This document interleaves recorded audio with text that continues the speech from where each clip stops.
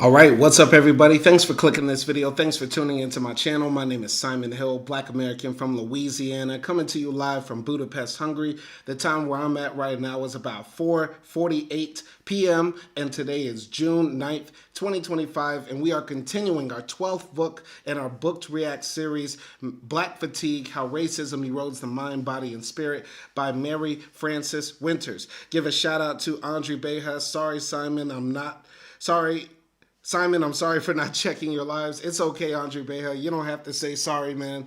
But I appreciate you coming in and joining the chat, joining the conversation. We're always going to be going live, talking about different things, reading different books, reviewing different movies, talking about different topics. So you're more than welcome to come in and join the conversation. And we are finishing our book on Black Fatigue because this hashtag, this phrase, Black Fatigue, has been co-opted by the right wing recently since the Shiloh Hendricks case. And for the past week or so, we've been reading this book, this very fascinating, easy to read, very dense, but also accessible book by Mary Frances Winters. And I'm looking forward to finishing it and also getting commentary from people in the comment section. We will always reply to it no matter what comments are left. Going to Andre Beja in the chat, he says, I'm almost done with school, then I will be able to watch every live. Hey, Simon. Shout out to Andre Beja, man. I support you in your education. I support you in everything you're doing. And let me know if you can hear me well. If you can't hear me, say it in the chat. If you can hear me well, say we can hear you well in the chat. Give a shout out to Kamal as well for the sunshine emoji. Shout out to Kamal. Shout out to everybody who's going to tune in. Where I'm at right now in Budapest, it's a holiday today, which is why I'm going live early. I don't have as much work today, so I'm wrapping up some of this stuff. But the sound should be good. The sound also accessible. Yeah, exactly. The sound should be good, so there's no problem on my end. So if you're over here trying to troll or trying to make the live worse by saying that the sound is off, then that's on you. You got to check your system. Anyway, we're going to be wrapping up this book, like I said. This is the final 2 chapters we're going to read today. You can pick up this book on Amazon in paperback for only $17 and on Kindle for only $9.99. In the last 2 chapters we read, she talked about Black fatigue in relation to Black men, how that affects the perception of Black men. The darker a Black man is, the more intimidating he is, the taller he is, the bigger he is, etc. And also how Black fatigue affects children. Black children in public education are more likely to be suspended or expelled from universities. So there were a lot of statistics, a lot of great information and gems she dropped in the previous chapters. I highly suggest go watching the previous episodes. And today we're going to be wrapping it up by reading the last 2 sections of this book. So we're starting here with this graphic that opens up the next chapter. It says here, the battle is and always has been a battle for the hearts and minds of white people in this country. The fight against racism is our issue. It's not something that we're called on to help people of color with. We need to become involved with it as if our lives depended on it because really, in truth, they do. Anne Braden, 1924 to 2006 is when she lived, white civil rights activist and journalist. Facts. I mean, the battle against white supremacy is not to create Black supremacy. It's not to create a system where Black people are on top and then, stripping the whites' rights away from whites. It's to create a system, it's to create a world of justice where everybody has equal opportunity, where nobody is discriminated against, etc. This is the battle against white supremacy, the purpose of the battle. So let's continue here. Chapter 9, a clarion call for collective action to combat Black fatigue. The Black Lives Matter protests sparked by George Floyd's murder in May 2020 started a new movement for racial justice. Floyd's murder was the boiling point for centuries of injustices that I have highlighted throughout this book.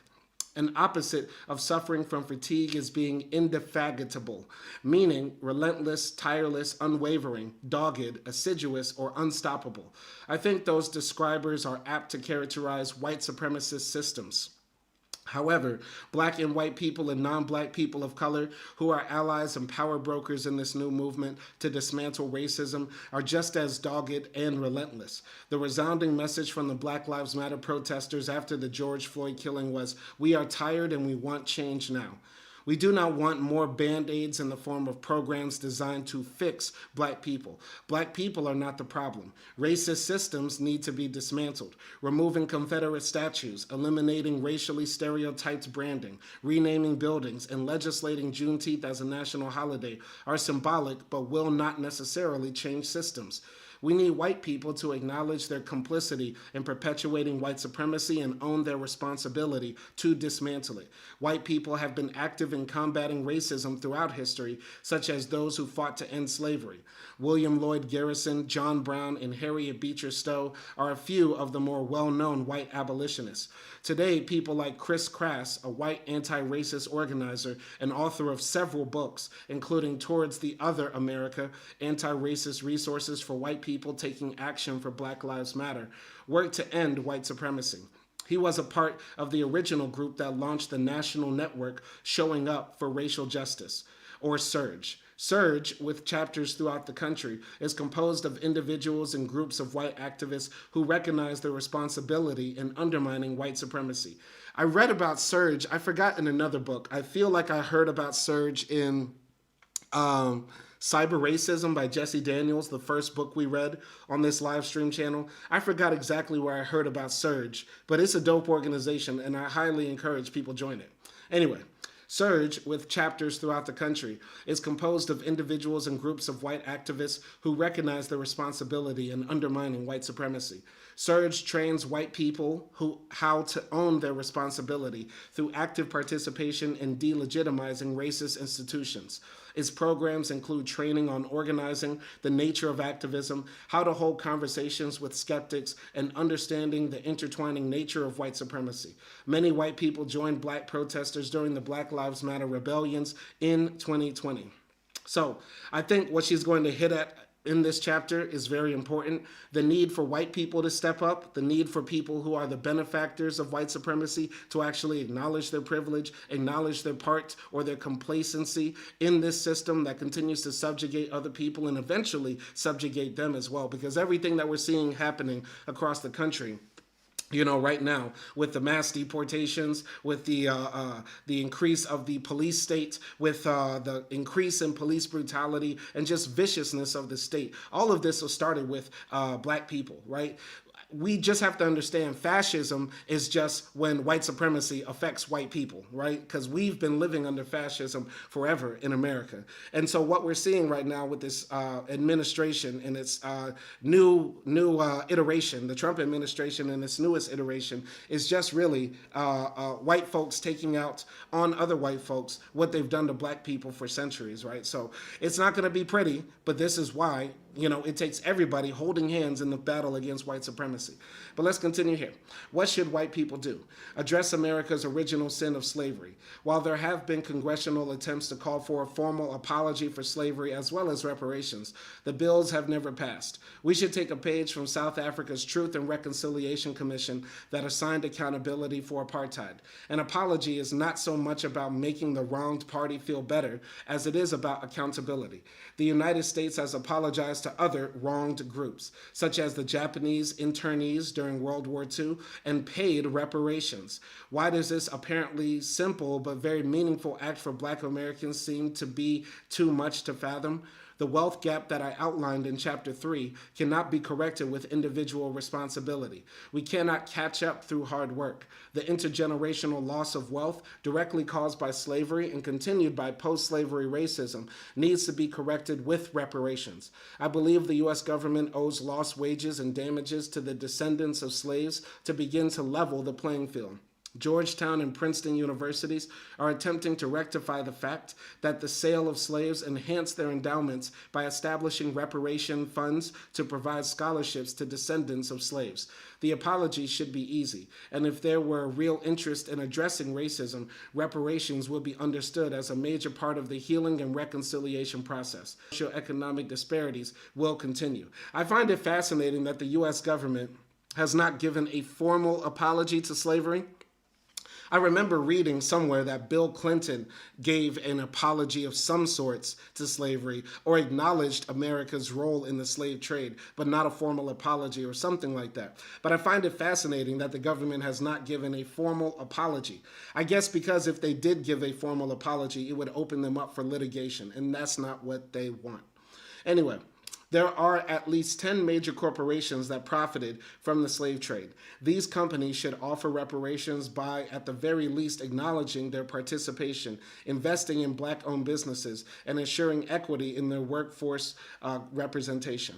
I'm reading a book now by David Montero called The Stolen Wealth of Slavery. I'm about halfway through it, and I'm reading that book privately, not on live. And that book is about how many of the major institutions in the North, because in America we tend to think that Northern institutions, Northern people were detached from slavery, but many of the Northern banks, credit unions, major institutions profited from slavery more than even the plantation owners themselves. So yeah, there's a lot to go around when it comes to the wealth that was created from slavery and the institutions that still exist that benefited from it and that still have wealth from it. Anyway, interrogate and change systems instead of adding more programs to fix black people. Many companies made commitments to address racism at the height of the Black Lives Matter movement sparked by George Floyd's death in 2020. They pledged millions of philanthropic dollars to civil rights and social justice organizations, set aggressive representation goals, pledged money to help small black-owned businesses, declared Juneteenth a holiday, and strengthened their zero-tolerance policies. Is this simply performative activism, just on the surface, meant to increase the organization's social capital, or is there a real desire for systemic change? Too many hurriedly issued these commitments without considering a longer-term, more systemic approach. For many of the black employees we spoke with during our listening and healing sessions, there was skepticism about the sincerity or the ability of their company to make good on those promises. Go into the comments here. Kamal says, right, several states apologize, but we know the difference in traction. Yeah, I don't know if a state apologized. I'd be very surprised if my state of Louisiana apologized. But maybe a few states. I can assume a few blue or liberal states apologized. But the federal government is another thing. Because if the federal government apologized, that opens the door for us to make our reparations claim, to take them to court, to actually get money from the federal government, right? Which benefited and still benefits from the effects of slavery, right? Anyway, continuing here. For many of the black employees we spoke with during our listening and healing sessions, there was skepticism about the sincerity or the ability of their company to make good on these promises. The commitments were approved by the CEO and developed most often by their inner circle, which is, by and large, white. Going to Kamal, fact, even the slave ships were built mostly in New England. I'm telling y'all, I don't know if I can recommend this book enough, The Stolen Wealth of Slavery by David Montero. Now, I'll be honest, David Montero is not the most fascinating writer, and it is an economics book. But the fact that we're taught in America that, oh, the North was completely, sinless or blameless in slavery is a lie. Like Kamal brought up right now, many of the ships were built in New England, and many of the triangles of trade were stationed in New York. They would grow the cotton or the tobacco, tomatoes, rice, whatever, in the South, ship it to New York, and then from New York, they would ship it to Liverpool, they would ship it to Hamburg, wherever. It would go all out across the world. All right, Kamal says, everywhere south of Canada is the South. Facts, comrade. Kamal is in here spitting. Rest in peace, Malcolm X. Anyway, continuing here, perhaps they consulted with their internal diversity leaders, but several told me that that was not the case. Perhaps they consulted with one or two external black leaders. Corporate leaders admitted their sublime ignorance about racial issues. However, in my view, they continued to make decisions about the path forward without the requisite knowledge. A copycat response ensued, with most companies pledging similar actions, almost as if no company wanted to be one-upped in the new social justice movement. What can companies do to change systems? Do not stand on the social justice sidelines. Start with the criminal justice system. Support the recommendations to the UN Special Rapporteur highlighted in Chapter 7. Get involved in reforming police departments. Take a stand on police brutality. Educate your employees. Number 3, ensure that all public schools have resources they need to provide quality education.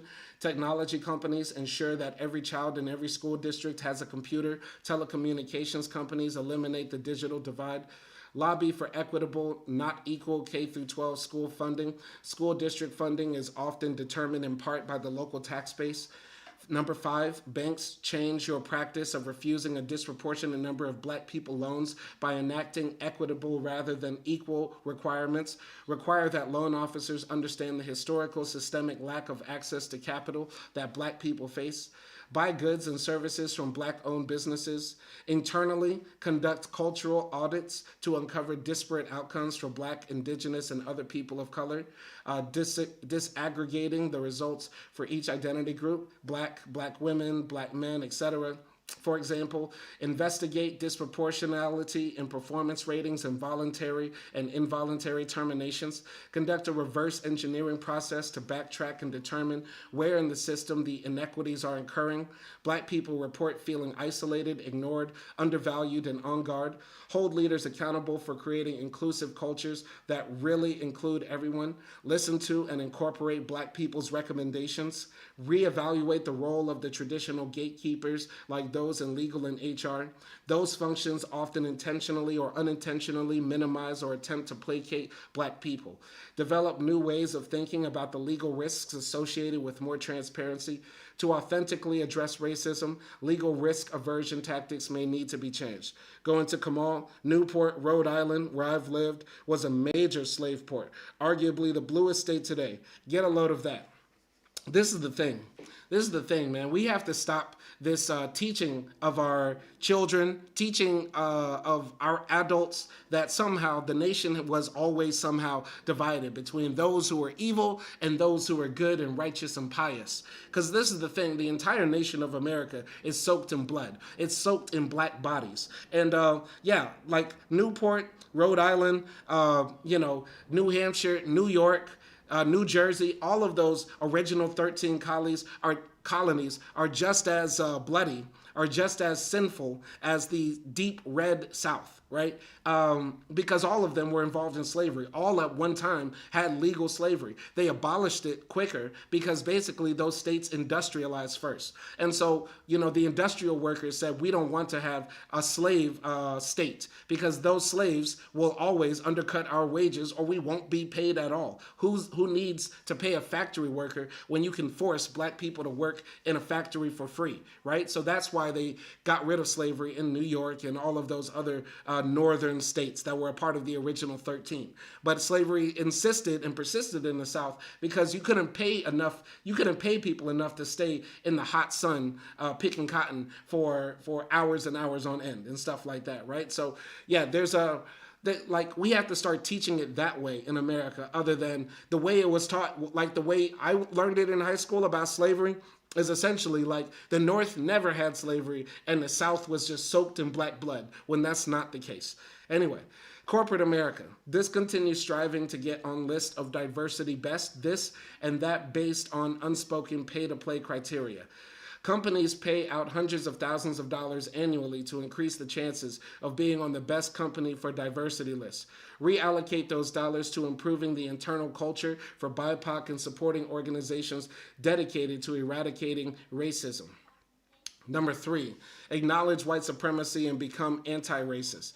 First, if an organization is truly anti-racist, it will acknowledge its complicity in perpetuating racist systems. Going to Kamal. What drove the abolitionists descended from migrants who's somewhat related?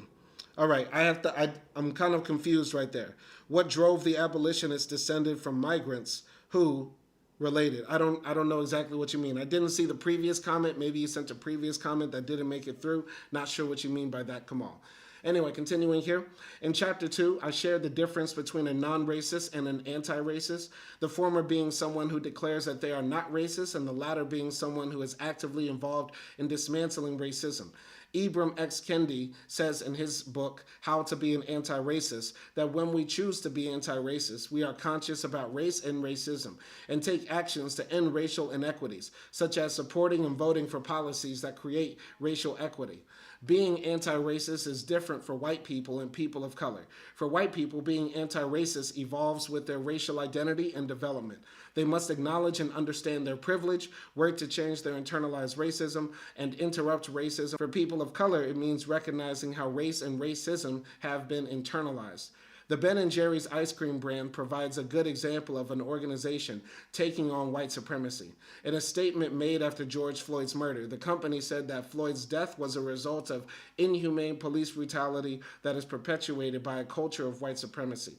What happened to George Floyd was not the result of a bad apple. It was the predictable consequence of a racist and prejudiced system and culture that has treated black bodies as the enemy from the beginning. Organizations that are serious about changing systems will need to start using anti-racist language and embrace social justice approaches in their strategies. Many white people joined the Black Lives Matter protest of 2020 as allies. It seemed as though there was a sudden mass awakening of the fact that racism is real in America. While we certainly need allies in the cause, we need allies who are knowledgeable of the issues, can empathize, and know how to support. The guidelines of allyship in Figure 9.1 are important. Allies can join and actively engage in organizations like Surge. Every white person should join Surge. If you're with the Snow Bunny, you cannot smash until she joins Surge. Facts. Do not smash any big booty pogs until she sends her application to SURJ. Anyway, continuing here. Become power brokers. Committed allies are needed. However, allies are not always in position of power to change systems. At the interpersonal level, allies can support BIPOC by taking on the struggles as their own, speaking up, and doing their own work. Going to the comments here. Right, I was taught the same way and learned on my own about New York City slave rebellion of 1712. Shout out to Kamal for bringing up the slave rebellion of 1712. I have a great book that I've been meaning to read. I swear, if you saw my folder on my computer's desktop of all the books that I plan to read for Book React, the Slave Revolt. I don't know why I'm saying my V's like B's today. I'm sounding like an Arab man. The Slave Revolt. The Slave Revolt. The Slave Revolt of 1712, or I believe it was 1812. I'm not exactly sure. The Slave Revolt of 1812 or 1712 is definitely a historic moment. It's a story when black men almost burnt down New York City, and it needs to be studied, it needs to be read. And I believe the book is called I Will Die in My Homeland, or I Will Die on My Way Home, or something like that. And I've been meaning to read it for a long, long time. And I'm sure I will eventually get to read it one day on Book React with the people. Continuing here. So power brokers, by definition, deliberately affect the distribution of political or economic power by exerting influence. Go into the comments here. Kamal says, Surge, I must look that up. Surge is basically the NAACP, but for white folks, where they work for black folks. Essentially, it's a bunch of, very guilty feeling white people who want to do their part in being anti-racist activists, which we wholeheartedly support. If they're on the side of fighting against white supremacy, I am not against an organization like SURJ. So, as I mentioned in the introduction, at the height of the Black Lives Matter movement of 2020, we witnessed power brokers quickly making decisions to defund police departments, ban chokeholds and the use of tear gas, and update use of force rules. A 22-year-old black woman convinced the Merriam-Webster dictionary to change the definition of racism to include the structural component. Power brokers hold the key to systematic change. Stop using discomfort as an excuse for not having meaningful conversations about race. I regularly hear that we do not talk about race because it is uncomfortable. Discomfort is a part of what Robin DiAngelo defines as white fragility. It is uncomfortable because of a lack of knowledge about racism. It is uncomfortable because the very mention of the word conjures up the good-bad binary. For some, if we do not talk about it, we do not have to address it. For others, the intense emotional response the word elicits renders them speechless. We must talk about racism to dismantle it. Facts. We shouldn't be so shy about it. But we shouldn't call it racism anymore. We need to talk about anti-blackness. I do not even talk about racism on the channel. It's all about anti-blackness. So the do's and don'ts of allyship. Do be open to listening. Do be aware of your implicit biases. Do your research to learn more about the history of the struggle in which you are participating. Do the inner work to figure out a way to acknowledge how you participate in oppressive systems. Do the outer work and figure out how to change oppressive systems. Do amplify online and when physically present the voices of those without your privilege. Do learn how to listen and accept criticism with grace, even if it's uncomfortable. I want all the white people that's going to listen to this 100 years from now when they're studying my words and voices in my work. Nothing here says do sleep with black men or black women as a way to get closer to the struggle. We're not going to try to tie sexual relations to the fight for black liberation or against white supremacy. I want all the white folks to know, because you hear this often. You hear white folks say, I have a black boyfriend, or I had a black boyfriend. My husband is black. My cousin's best friend's cousin married a black dude, so I can't be racist. Nothing in here says relationships with black folk, whether familial, sexual, platonic, none of that is a way to alleviate racism. It's about doing the work to dismantle white supremacy. You don't even have to know a single black person to fight white supremacy. None of this matters how many black dicks you suck or how many big black booties you smash. None of that matters. Anyway, continuing here. Do not expect to be taught or shown. Take it upon yourself to use the tools around you to learn and answer your questions. Do not participate for the gold medal in the oppression Olympics. You don't need to compare how your struggle is just as bad. Please listen to that, white folks. We don't want to hear about how your family escaped Nazi Germany or how your great-great uncle came to America with nothing in his pocket. Nobody cares. Nobody cares. It's not the same as the black struggle. Do not behave as though you know best. Do not take credit for the labor of those who are marginalized and did the work before you stepped into the picture. Do not assume that every member of an underprivileged group feels oppressed. All right. So all of those are good recommendations. So here's Amelia Lamont. Did she write this? Interesting. What should black people do? Use your voice. It seems that there is now more willingness to listen to the daily inequities that we face in living while black. Understand and speak to the structural issues and their domino effect impact. For example, underfunded schools and schools with staff who perpetuate deficiency stereotypes, feed the prison pipeline, the dismantling of black family structure, and disproportionate unemployment rates. Stay vigilant. Educate yourself on the issues, lobby for change, and vote. Reject the expectation of being a teacher. Using your voice does not mean that you should be expected to serve as white people's history book. Unapologetically tell white people to do their own work if you do not want to serve in that role. I feel a bit differently about this. Telling white folks to do their own homework or to look it up themselves leads them down Facebook rabbit holes where eventually all they do is listen to Candace Owens and Thomas Sowell. I repeat, we shouldn't just be telling white folks, if they're interested in fighting white supremacy or anti-racist activity, to just tell them to do their own work. I repeat, white folks cannot be trusted to do their own research in relation to our struggle or the fight against white supremacy. I repeat, white people cannot be trusted to do their own research and read on their own. Trust me, they will only end up on Thomas Sowell and Candace Owens. They will only end up on Thomas Sowell and Candace Owens and what's that guy's name? McWhorter. I forgot his name. Glenn Lowry, Candace Owens, Thomas Sowell, and Glenn Lowry, and John McWhorter, right? They're only going to end up there if we let white folks just do their own research. You have to point them in the right way. Suggest a few Spike Lee films. Suggest a few books. Have books ready on hand to hand out to the white folks who are ready to learn about anti-racist activism. Until white folks can be trusted to do their own research, we have to guide them along the way. All right. Continuing here to the comments, Kamal says, I've shown roots to every non-black female I've seriously courted. Shout out to Kamal. That's the way. That's the way. They at least have to know. You'd be surprised. When I went back home to Louisiana, my brother hangs out with a bunch of white folks. He referenced Kunta Kinte, and they had no idea who Kunta Kinte was. All of them are 30 plus years old. You can't tell a black child who is 15 years old, even a Gen Z black child, I'd argue this.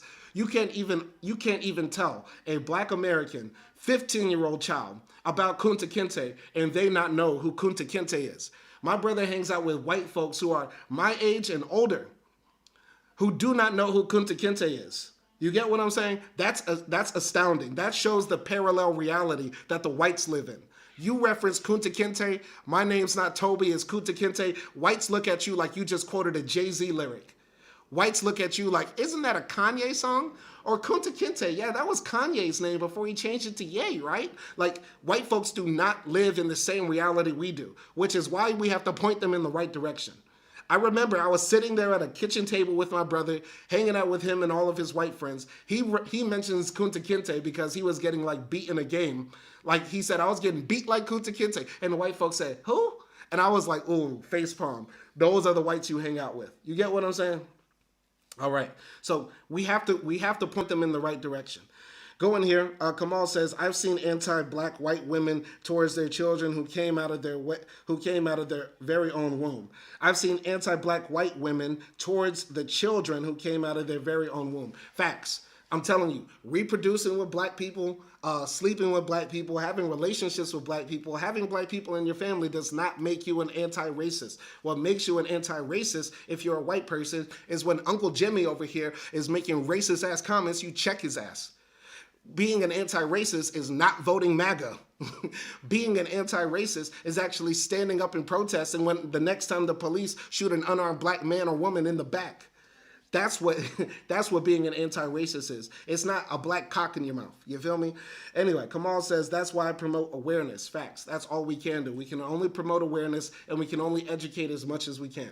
The battle against white supremacy is not physical. It is a literal war, meaning using tongues and words. I like the vocabulary to describe it. It's a war of words. It's a war of words and ideas, the battle against white supremacy. It's not a physical one. Continuing here. All right. So reframe deficit narratives. As black people, we should frame narratives to shift the blame to white supremacy for the inequities and violence against us. For example, rather than explaining that black people are exhausted, state that racism is exhausting. Or rather than stating that black people are disproportionately denied loans, not that banks discriminate against black people in lending. Here are some examples. If you are black in a position of power and influence, use your power to advance BIPOC. Too often, black leaders assimilate, fearing losing their own status if they support other black people. All right. Kamal says, sheesh, as much as white folks were said to have washed roots, that's reprehensible. It is reprehensible. It is very reprehensible. Go in here. Take good care. Engage in self-care as highlighted in Chapter 4. Reject oppressive norms and systems that compromise sense of self. The ideology of white supremacy and systems of racism are real in the workplace and the world. Build your capacity to name the systems rather than internalizing them. So, black people are exhausted. We should switch that and saying racism is exhausting. Black people can't get loans. Banks disproportionately deny black people loans. Black children lag in academic performance. Schools are structured to disadvantage black students. Black people are underrepresented in tech jobs. Technology companies fail to attract and retain black people. Black men are 2.5 times more likely than white men to be killed by police. Police are 2.5 times more likely to kill black men than white women. This reframing and restructuring here is very helpful, but I also think this structure sort of highlights the difference between black MAGA, black conservatives, and the sane, regular black folk. Black conservatives say black people get shot by the police. Regular black folks, anti-racist black folks, people that have a concept of our history, say police are more likely to shoot black people. They put the blame, they put the subjectivity on the police rather than the subjectivity on black people. That's what I think is very important, right? This describes our reframing that we have to have, but also the central divide between, people who see our issues, think about our issues, and plot how to solve our issues. So continuing here. What can black and white people do together? This is a moment in history where we have the opportunity for real change. It will not be easy and will take commitment and action from enough people who can turn the tide. It must involve learning, unlearning, and relearning because the systems of racism are so very entrenched in the fabric of society. If black and white people are to work together, we will need to dialogue, learn cross-race dialogue as outlined in my books, inclusive conversations, and we can't talk about that at work.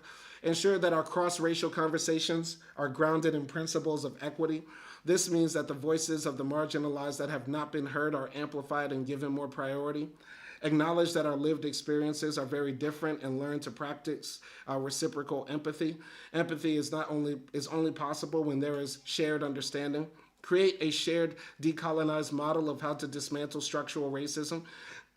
Focus on the systems of oppression rather than programmatic solutions. Collaborate in earnest to understand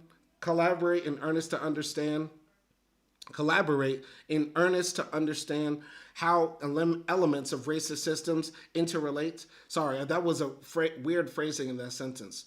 But anyway, interrogate together the interlocking elements that contribute to racism. There are too many silos today not working on the bigger system issues. Grassroots organizations need to be invited into corporate and government spaces to work together on equity-centered solutions. Hold power brokers accountable for identifying specific accountability measures and transparent practices and goals that support racial equity and justice. Those with power who can change policies and practices that disadvantage black people, they are discoverable, identifiable, and fixable if we have the will to do the work and also vote them out of office. And that's the end of chapter 7, I believe. And now we are going to the conclusion. So we're about to finish this book. It's been a very fascinating ride. We're going to wrap it up with this conclusion, and then this will be the end of Book React 12. Book React 12 is now in the history books. It's been fun reading this book, for real, for real. I really like how she writes. I really like the stories she tells when she talks about how she grew up, her uncles, her aunts, all the amazing black people that she knew, her own children, right, and the struggles they went through. This is a very easy to read book, very light, but also very heavy and very well written. Love it, love it, love it. So we're going to wrap up with this conclusion and then call it a day. Conclusion. Reimagining a just world. I would like to reimagine a new United States of America, an America where black people are not fatigued because justice is a reality. In some ways, it seems simple to dismantle white supremacy. However, I am not so naive as to believe it is easy. I think we know what to do. I just wonder whether we have the will to do it. In my reimagined world, the government would officially apologize for slavery and pay reparations. That would be dope. White supremacy will be acknowledged and disavowed, and there will be concerted and sincere efforts to dismantle it. That will be good, and it will be dope. Racism would be understood as a white problem, not a black one. That's extremely good, and I would like that a lot. Existing legislation to combat racism would be enforced and not weakened by newer legislation designed to maintain white supremacy. Kudos, kudos, kudos. Black people's right to vote would not be suppressed by actions such as gerrymandering, closing polling places, and purging voting records. All the things the Republicans want to do. Black people would enjoy economic parity. Amazing, amazing. Black people could bury the terms black tax, living while black, and black fatigue because they would no longer be part of our reality. Allies would no longer be needed because equity has been realized. We would never see another black person gunned down by police. Oh, that would... I'm about to nut. White people would understand that it is their responsibility to protect black people from anti-black racism. We would never see the anguish and pain of black mothers, fathers, brothers, and sisters who are left to grieve the tragedy of the senseless killing by police of their loved ones. There would be no more knots of fear in our stomachs every time our black children or the loved ones left the house because we would not worry that they may not come home alive. Go into the comments. Kamal says legislation. Facts, we need some legislation. By the way, speaking of legislation, shout out to Kamal for sending over that email about one of the great black legislators, Barack Obama, mentioning Omar from The Wire. I've been thinking about how I can watch The Wire live on stream with all of y'all and react to it episode by episode. I think that will be hilarious, and that might be a summer project. I got a lot of things going on in the summer, but if you think it will be good to watch The Wire episode by episode on live with the people, if we can find a way to get away with it, if we can find a way to skirt the copyright, I would love to do that with the people, but let me know. And shout out to Kamal for always supporting this chat. Anyway. Police officers would never be acquitted for needlessly killing black people, and they would serve time commensurate with the crime. Black parents talk about law enforcement would be the police are your friends and they will protect you, rather than be aware of law enforcement. Do not do anything that would risk your coming home alive. Black people could go for a drive without the fear of being stopped for a missing tail light. We would no longer have to ask, why are there no black people in leadership at this organization? Go into the comments here. Kamal spent a smiley face, and I hope I'm making y'all happy, man. The reason why we do these live streams is to entertain, to educate, but also to make y'all happy, man. Because you know what? That's the whole point of this whole YouTube thing, man. It's for entertainment, but also a little bit of education. Hopefully, this is edutainment. You feel me?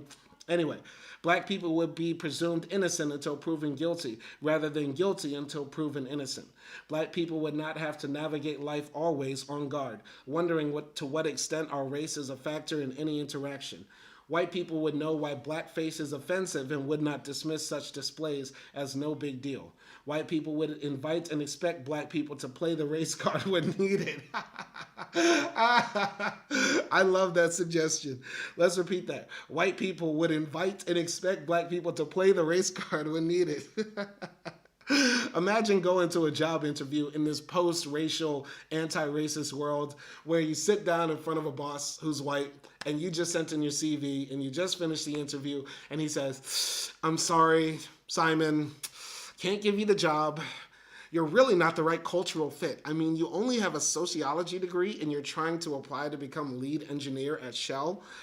But I do invite you to use the race card and tell me how I am how I am a racist bigot, and I'm not doing my part in being an anti-racist ally and advocate right now. And then I just lay into his white ass for like a good hour and a half, and then I shake his hand and I still don't get the job. That would be hilarious. That is a hilarious world to live in, though. That's hilarious, though. All right. Kamal said that would be the best live stream ever. If we watch The Wire live, if I watch The Wire live, I'm going to blame y'all if they take my channel down, though. I might have to watch it on 1.5 or 2x. You know what I'm saying? But it will be done. I'm going to try to get it done. Why not? All right. Anyway, continuing here. White people would not tokenize black people by expecting us to represent all black people. White people would do their own education about racism and not place the emotional toll on black people to be their teachers. Black people would be compensated equitably for their time when white people ask them to be the black expert. White women would not start crying when the topic of racism is raised. That's hilarious. Turning the attention to them and away from the black people who raised the issue. We could retire the Karen meme because white women would no longer feel entitled to monitor and question the legitimacy of black people's actions.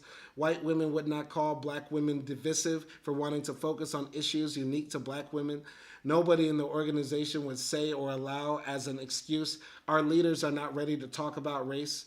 Black people would be able to exercise their First Amendment rights to protest without being targeted, tear gassed, just like white people who protest with assault weapons and do not have law enforcement engaged. All right, Kamal says that's a new one. I'm telling y'all, if we do this thing where we're invited to use the race card, we're going to use it for everything. See, we can't be trusted, though. Let's keep it real. Let's keep it real. We can't be trusted to have that sort of power. We can't be trusted. Essential workers would not mean sacrificial workers. Oh, that's a good one. Work environments would really be inclusive and foster a sense of belonging for black people. White people would know better than to white-splain to us about how to respond to racism. We would never hear again, we are looking to hire qualified black people, because the assumption would be that black people are not inherently less qualified than white people. Resilience, or bouncing back, would not be the solution to racism. Black people's anger would be accepted as an appropriate response to racism. White people would not be bothered by or suspicious of black people's presence in public spaces. We could have a picnic, rent an Airbnb, or fall asleep in the common area of a college dorm without the police being called. To be a tall, dark black man would not be threatening to white people. Black people could wear out their hair any way we choose without risking it being cut off because some white person in power does not like it. We would not need legislation, the Crown Act, to give us that right. White people would not use the excuse of being uncomfortable to avoid talking about race. White discomfort would not be prioritized over black comfort.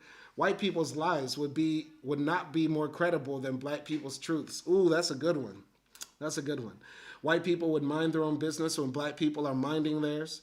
Our children would see themselves portrayed age appropriately in books and other media. Teachers would believe that black children are capable and have unlimited potential. Hoodies would be humanized, not criminalized. White people would know that being colorblind is not the goal and it is offensive to most black people. If you are colorblind, you in essence render black people invisible. White people would realize that having black friends is not an automatic exemption from being a racist. Ooh, that's a good one. And white people would universally understand that Black Lives Matter movement would not be necessary if all lives really mattered, and liberty and justice for all would be a reality. If my reimagined world achieved half of this list, we would be well on our way to eliminating black fatigue. I am no longer accepting the things I cannot change. I am changing the things I cannot accept. Angela Davis, American political activist, philosopher, academic, Marxist feminist, and author. And that is the end of the book. That is the end. We finished it. We wrapped it up. We finished it. We knocked out black fatigue. And after reading this, I'm not that fatigued. I'm actually energized. I'm actually, bolstered. I feel, powerful after finishing this book. I love finishing these books on live stream. It's always a great feeling like you accomplished something. And shout out to Mary Frances Winters for this wonderful book. Shout out to the white supremacists who are now making this phrase popular, because if they never made this phrase popular, I never would have read this book and shared it with the people. I hope you gain something from this. I hope you share this content with other people who are interested in reading this book. I hope you pick up this book yourself, and I hope you make a good suggestion for the next book that we read on live stream. I would really like to know what the people think on what we should read next, which is why I put up this poll. Hopefully I can play this poll.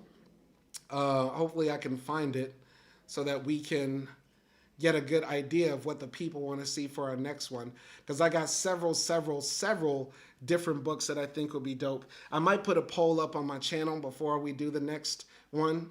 All right, so it's sort of split down the middle, of course, because the trolls just want to split everything. So because y'all split everything down the middle, we're just going to do everything then. Until people start taking the poll seriously, we're not going to actually, make it actually real. You know what I'm saying? So we have one vote for philosophy or theory, one vote for history, and one vote for autobiography or a biography. So we're just going to read all of those. We're just going to continue reading books, whatever I feel like, whatever comes down the pipe. If you have a book in specific you think I should read, let me know. Y'all be easy out there, and peace.